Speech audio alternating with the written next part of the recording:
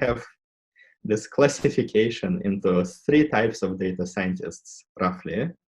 There is a researcher type of data scientist, which is essentially a person who has a very deep understanding of a certain area of, say, machine learning, deep enough to actually, invent new methods, something that's a publication worthy and that can be published in a conference like KDD or some other top data science conference. Like they have, it's not necessarily, of course, in an industry, we're not going to tell them you go and publish papers, but that's the level of the skill that they have, is they can invent novel solutions when needed.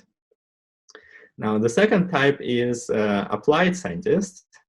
Now, those are people who also have deep understanding, but I would say the main difference with researchers is they have a different interest. They're not really interested in inventing new methods. They're interested in solving practical problems. But because they have a strong, deep understanding of things, they can actually adapt existing methods to the problem very well. Like they can take a certain transfer learning approach that's now very popular, BERT and so on models, and they can really figure out how do we actually, what do we need to change and how do we modify it to work well for our problem. And then the practitioner, I think this is the most common category. There is,